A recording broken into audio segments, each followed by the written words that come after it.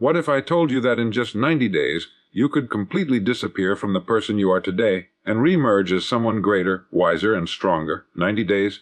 Not a lifetime, not a decade. Just 3 short months of focus and discipline. Would you take that chance? This is Earl Nightingale, and I'd like to talk to you today about something that may change the course of your life forever: the power to disappear and transform yourself in just 90 days. Most of us live as though life is endless, as though tomorrow will always come with more chances, more time, more opportunities. But the truth is, time is the one resource we can never replace. And so, if you truly wish to change, the best time to begin is always now. Disappear. That word may sound unusual in the context of growth, but to disappear is not to run away from life. It is to withdraw from the noise, the distractions, and the habits that hold you back. It is to step out of the endless cycle of comparison and chatter, and to step into solitude where clarity is born. For 90 days, imagine disappearing from what wastes your hours. Social media idle talk, the habit of drifting. Instead, appear in the presence of books, in the company of silence, in the discipline of work. 90 days of deliberate isolation from what weakens you, and connection to what strengthens you, can transform your life so completely that those who knew you before will hardly recognize you. The truth is, transformation is not about dramatic leaps but small, consistent steps repeated daily. 1 page of a great book each morning. 1 hour of learning a new skill each evening. 1 act of discipline when the old habit calls your name. These steps may seem small, but in 90 days, they can move mountains. Remember this: if you disappear for 90 days with discipline and intention, you'll reappear as a person the old you could hardly imagine. The mind is fertile soil, and it will grow whatever seeds you plant. If you plant negativity, doubt, and fear, they will take root. But if you plant ideas of growth, discipline, and faith, they too will flourish, and they will crowd out the weeds of your past self. So here is a simple plan. For the next 90 days, choose 3 areas of growth, perhaps your body, your mind, and your work. Every single day, do something that strengthens each. Track your progress, no matter how small. At the end of those 90 days, you will not simply be improved. You will be transformed. And so I say to you now, disappear. Step away from what holds you back. Use these next 90 days as a sacred period of renewal. When you reappear, you will carry with you a strength, a confidence, and a clarity that will remain with you for a lifetime. This is your moment. 90 days is all it takes. Begin today. 90 days is enough time to reshape habits, attitudes, and direction. When you think of it, 90 days is little more than a passing season. Yet in that span, entire chapters of a life can be rewritten, entire futures redirected, and entire identities reshaped. We often fall into the trap of believing that real change takes years, but the truth is that transformation begins the moment a decision is made and is sustained by the days that follow. 90 days is long enough to form a new pattern, and short enough that the mind can grasp it as a challenge worth embracing. Consider how many years are wasted drifting without aim, repeating the same routines without thought. But 90 days, when approached with purpose, can be a turning point that stands out from all the years before. A habit is not merely what you do, it is what you become. And in 90 days, if you consistently choose different actions, you inevitably become a different person. Each morning you wake, you reinforce the man or woman you are becoming, and over 3 months the change is undeniable. The subtle shift of rising early, of reading instead of scrolling, of choosing discipline instead of ease, compounds into visible strength, sharper clarity, and newfound direction. Attitudes, too, are molded in 90 days. The way you respond to life is not fixed, it is conditioned. And conditioning can be rewritten through consistent exposure to new thoughts, new perspectives, and new influences. Spend 90 days feeding your mind with uplifting material, surrounding yourself with reminders of possibility rather than limitation, and you'll discover that the lens through which you view the world has shifted entirely. Problems that once seemed overwhelming become opportunities for growth. Frustrations that once held you back become stepping stones. Attitude, more than talent or circumstance, shapes the course of a life, and in 90 days you can cultivate an attitude that becomes the bedrock of your success. Direction is perhaps the most vital element. A ship with no compass drifts endlessly, no matter how strong the winds. But 90 days of intentional living can set the compass straight. In that time you can define your destination, chart a course, and begin to move toward it with confidence. You may not arrive in 90 days, but you will be unmistakably on the path. And the difference between drifting and moving with purpose is the difference between existing and truly living. Each small choice becomes a step toward the life you are building, and the direction becomes clearer with every day that passes. 90 days is enough because it represents a complete cycle of growth, a period in which old habits die, new ones are born, attitudes are reshaped, and the course of a life is set upon a fresh horizon. 90 days may seem brief when compared to a lifetime, yet when used wisely, it can be the most significant span of all, the turning of a page that redefines the entire story. Disappearance doesn't mean vanishing from the world, it means retreating from distraction and old patterns. When we hear the word disappear, the mind often imagines a vanishing act, a withdrawal from life, or an escape from responsibilities. But in truth, the most powerful disappearance is not a physical one. It is the quiet decision to step back from the noise that clouds the mind, from the habits that erode potential, and from the endless cycle of trivialities that consume our hours. It is not the world you leave behind, but the parts of yourself that no longer serve you. We live in an age where distraction is celebrated, where constant noise is mistaken for progress, and where attention is the most precious currency. To disappear in this sense is to reclaim ownership of your time, your energy, and your focus. It is to say no to the superficial so that you may say yes to the meaningful. A person who disappears from distraction does not withdraw from life. They step into it more fully than ever before, because they are no longer entangled in the web of unproductive patterns. Old patterns hold us captive in ways we rarely see. The routine of rising late, of filling empty hours with idle entertainment, of allowing the mind to wander without discipline. All of these form chains that bind us to mediocrity. But disappearance from these patterns breaks the cycle. It is a conscious act of walking away from what you have outgrown. For 90 days, for even one focused season of life, you can step away from the version of yourself that clings to comfort and familiarity, and step into the self that thrives on growth and renewal. This disappearance does not require you to abandon relationships, careers, or responsibilities. Instead, it asks you to shift your relationship with them.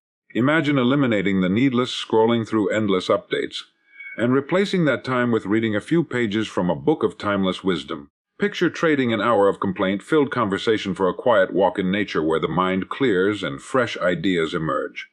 These are not acts of abandonment, they are acts of refinement. You are not disappearing from the world, you are disappearing from the noise within it. When you retreat in this way, you begin to notice how much power lies in silence, how much progress can be made when the mind is no longer pulled in 1,000 directions. Disappearance creates space, and in that space, new thoughts, new habits, and new directions take root. It is the soil from which transformation grows. Without retreat, there can be no renewal. Without silence, there can be no clarity. Without disappearance, the same distractions will continue to write the script of your life. So disappearance is not an end but a beginning. It is the quiet withdrawal from all that weakens you, so you may reemerge stronger. It is the shedding of an old skin, the discarding of what no longer serves your growth. To disappear from distraction and old patterns is to reclaim the authority over your own becoming, to create the conditions under which transformation is not only possible but inevitable. Transformation begins in silence, away from noise and comparison. In the quiet, a man hears his own thoughts clearly for the first time. He begins to see not what the world demands of him, but what he truly desires for himself. Noise has a way of drowning out the inner voice, the voice that knows the path, the one that whispers in moments of stillness. And yet, in our modern world, silence has become rare, replaced by the hum of machines, the chatter of opinions, and the endless comparisons that steal joy and confidence. To step into silence is to step into truth, and in that truth transformation takes its first breath. The human mind is not designed to thrive in constant distraction. It requires space, solitude, and reflection to bring forth its greatest ideas and its deepest clarity. Silence is not emptiness, it is fullness. It is the fertile soil where seeds of greatness are planted, where vision grows without interference. A person who learns to sit quietly, who can walk without the need for noise or validation, becomes powerful in a way the noisy world cannot understand. For in silence, strength is forged and direction is discovered. Comparison, on the other hand, is the thief of individuality. It blinds us to our own gifts by convincing us to measure ourselves against the fleeting success of others. But transformation is not born from imitation. It is born from authenticity, from the courage to listen to your own heart rather than the shouts of the crowd. The man or woman who compares their journey to another's has already surrendered their path. Yet the one who withdraws into silence finds clarity, and in clarity they find the confidence to walk their own road. Imagine withdrawing for a time from the endless scrolling, the constant chatter, the parade of opinions that fill your hours. Imagine instead rising early to spend the first hour of the day in stillness, reading a page of wisdom, writing a thought of your own, and listening to the quiet voice within. In 90 days, such a practice can reshape not only your habits but your very identity. The transformation that occurs in silence is lasting because it springs from within, unshaken by the temporary winds of outside approval. The world often praises the loud, the flashy, the constant performers, yet the most enduring transformations, the ones that alter the course of nations and inspire generations, are often conceived in solitude, in silence, away from comparison. Great works, great ideas, great lives are first imagined in the private chambers of the mind where no audience claps and no critic jeers. And it is there, in that sacred quiet, that true change begins. Transformation does not require applause or recognition. It requires silence. It requires the courage to retreat from noise, to separate from comparison, and to allow the deeper self to emerge. For in silence the old self falls away and the new self is born. Daily discipline compounds into extraordinary results. Nothing great is achieved in a single day, and no life is transformed by a single decision alone. It is the accumulation of choices repeated faithfully that builds the kind of life others marvel at and wonder how it was done. Discipline is the quiet architect of every success story, the invisible force behind every achievement that endures. And it is never loud or dramatic, it is steady, consistent, and unwavering, shaping character and destiny through the smallest of daily acts. Consider a drop of water falling upon stone. One drop does nothing.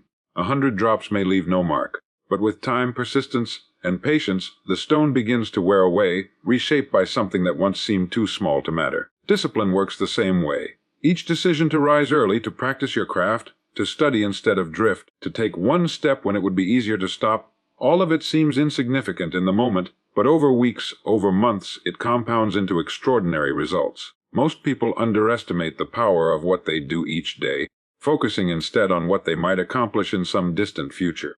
But the future is nothing more than the sum of many present moments lived with intention. A man who disciplines himself to improve just 1% each day will find in 90 days that he has multiplied his strength, his skill, and his confidence beyond what he believed possible. The same hours that slip unnoticed from the lives of the undisciplined become, for him, the building blocks of mastery. Discipline is not punishment, it is the highest form of self-respect. It says, I am worthy of building a life of value, and I will not waste the gift of my time. It is easier to drift, to surrender to habit, to allow distraction to consume the hours. But those who choose discipline choose freedom, the freedom to live as they wish, to go where they decide, to achieve what they dream. Without discipline, the mind remains at the mercy of impulse. With it, the mind commands the body, and the individual commands his life. The compounding effect of discipline is what separates the ordinary from the extraordinary. A writer who writes a single page a day may think he is doing little, but in 1 year he has written a book. A student who studies an hour a day may seem to move slowly, but in time his knowledge surpasses those who only cram in moments of panic. An athlete who trains with quiet consistency outpaces the one who only works when motivated. Daily discipline is not about speed, it is about direction, persistence, and endurance. Every action is a seed, and daily discipline ensures that those seeds are planted wisely. With time they grow into habits, and habits shape destiny. Extraordinary results are never sudden. They are the inevitable harvest of ordinary days lived with discipline. The mind is the soil. Plant the right seeds, and the harvest is inevitable. Every thought that enters the mind takes root, whether we recognize it or not, and over time, those thoughts grow into attitudes, beliefs, and actions that shape the entire direction of a life. The soil of the mind is always working, always producing. It does not choose between good seeds and bad, it simply returns to us what we plant with unfailing accuracy. This is why those who guard their thoughts as carefully as a farmer guards his field will always rise above those who scatter weeds without care. If a farmer sows thorns, he cannot expect wheat. If he neglects the field, allowing wild growth to take over, he cannot be surprised when the harvest is poor. And so it is with the human mind. If we fill it with fear, doubt, and complaints, then those very things take root, grow deep, and bear fruit in the form of missed opportunities, failed ambitions, and a life lived far below its potential. But if we plant ideas of growth, confidence, gratitude, and purpose, we set in motion a harvest of strength, success, and fulfillment that no one can take from us. The law is simple, and it is timeless. Whatever dominates the mind becomes reality. People often look at their circumstances as though they were accidents, as though life dealt them a hand that cannot be altered. But the truth is that circumstances are the visible result of invisible seeds planted long ago. Change the seeds, and in time, the circumstances must change as well. The soil of the mind is more powerful than we realize because it does not reject, it accepts. It does not question. It grows. It does not forget. It produces. Every book you read, every word you repeat to yourself, every vision you hold of the future is a seed. Every complaint, every moment of envy, every fearful thought is also a seed, and the harvest will not fail to reflect the dominant crop. If you want to see where your life is headed, look closely at the garden of your mind. Are you cultivating weeds, or are you planting the seeds of greatness? The remarkable truth is that the harvest is inevitable once the planting is consistent. You do not need to force the soil to grow. It knows what to do. Your task is not to fight the process, but to guide it, to choose carefully what you allow to enter. Feed the mind daily with positive, constructive, and ambitious thoughts, and soon those thoughts will direct your actions, shape your habits, and build your future. The results may not come overnight, just as no farmer plants today and reaps tomorrow, but in due season, the harvest arrives. The mind is the most fertile ground in existence, and it is always in operation. The choice rests with each of us. Will we plant weeds, or will we plant wheat? Will we allow thorns, or will we sow trees of lasting value? The soil makes no judgment. It yields to us exactly what we sow, and it always returns a harvest that is greater than the seed. Old habits must die for new ones to live. A person cannot walk in two directions at once, nor can they cling to the patterns of yesterday while reaching for the possibilities of tomorrow. Habits are the invisible architecture of life. They shape our days, and in turn, our days shape our destiny. The challenge is that old habits, though often destructive, feel comfortable. They are familiar, automatic, and they whisper to us with the voice of ease. But comfort is not the measure of growth. Progress requires sacrifice, and the first sacrifice is often the death of what no longer serves us. Every habit, whether good or bad, demands space in the mind and in the day. When an old habit persists, it crowds out the possibility of a new one taking root. If a person wishes to rise earlier, they must first bury the habit of staying up late. If they wish to be healthier, they must let go of the indulgences that weaken the body. If they wish to grow in knowledge, they must abandon the idle distractions that consume their time. The soil of life cannot yield two crops at once. The weeds must be pulled so the seed has room to flourish. The death of an old habit is not a single act, but a series of choices made daily. Each time we resist the pull of the familiar, we loosen its grip. Each time we choose the new path, we strengthen its roots. Over time, the old habit weakens, withers, and dies, replaced by the steady rhythm of the new. This process is not glamorous, nor is it immediate. But it is certain. The mind and body cannot hold two masters. One must yield for the other to reign. It is often said that nature abhors a vacuum, and so it is with habits. You cannot simply remove the old and leave the space empty. That void will quickly fill itself with something else, often just as destructive. To truly kill an old habit, one must replace it with a new, stronger one. The man who quits smoking but finds no better pursuit may soon replace it with another destructive indulgence. But the one who replaces the cigarette with exercise, deep breathing, or a meaningful routine creates not just the death of a habit, but the birth of a new life. Old habits die hard because they are tied to our identity. They become who we believe ourselves to be. But the moment we recognize that identity is not fixed, that it is sculpted by choice and action, we are free. The old self dies with the habits that sustained it, and a new self emerges with the habits that support it. To transform is to shed, to grow is to release. Old habits must die for new ones to live, and in the death of the old, we make space for the birth of a self far greater than the one we leave behind. True growth requires solitude, reflection, and action. In solitude, a man steps away from the endless noise of the world and comes face to face with himself. It is in these quiet moments that he discovers who he truly is, stripped of the masks worn for others and the distractions that keep him from looking within. Solitude is not loneliness, it is power. It is the deliberate choice to separate from the crowd so the mind can hear its own voice. Great ideas, lasting change, and the seeds of transformation rarely appear in chaos. They arrive in silence, in the private stillness where clarity is born. But solitude alone is not enough. Reflection must follow. Reflection is the discipline of examining one's thoughts, actions, and direction with honesty. It is the willingness to ask, am I moving closer to who I want to be, or am I drifting further away? Without reflection, solitude becomes idleness. With reflection, it becomes the forge of wisdom. Reflection allows us to see the patterns that shape our lives, the habits that strengthen us, and the habits that quietly erode our potential. It is the mirror that does not lie, showing us not only where we stand but where we must go. Yet growth does not stop at knowing. Knowledge without action is like seed without soil, potential without harvest. Action is the bridge between vision and reality. It is the daily choice to live differently, to take the insight gained in solitude and reflection and apply it in the small, consistent steps that build a new life. Action is often uncomfortable, for it requires us to leave behind familiar habits, to risk failure, and to endure resistance. But without it, all the wisdom in the world remains locked within, never tested, never proven, never lived. Solitude clears the noise. Reflection provides the map. Action carries us forward. Together they form the tide of true growth. Remove one and the process collapses. Solitude without reflection leads to aimless wandering. Reflection without action leads to endless pondering. Action without solitude or reflection leads to blind effort, often wasted in the wrong direction. But when the three work together, the individual begins to grow in a way that is both steady and profound. The man who sets aside time for solitude, who reflects honestly on his life, and who acts with discipline each day will in time become unrecognizable to the person he once was. His growth will not be loud or hurried, but quiet and consistent like the rising of the sun. Those around him may not notice at first, but eventually they will wonder how he became wiser, stronger, and more certain. The answer will be simple. He embraced solitude, reflection, and action, the timeless tools of transformation. A 90-day focus cycle can achieve what years of drifting never will. Most people spend their lives in a fog, moving through their days without direction, mistaking activity for progress and motion for achievement. They drift from one habit to another, from one distraction to the next, always busy but seldom effective. Years pass this way, with little to show but the weight of wasted time. But when a man decides to concentrate his efforts, when he sets aside 90 days of deliberate, focused living, the results can outshine entire years of aimless wandering. 90 days is long enough to build momentum, yet short enough to hold the mind's attention. It creates a sense of urgency, a window of time in which excuses can no longer hide.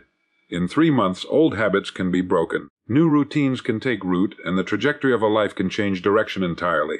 The drifting man says, "Someday I'll change," and someday never arrives. The focused man says, "For the next 90 days I will give myself completely to growth," and his life begins to shift from the very first day.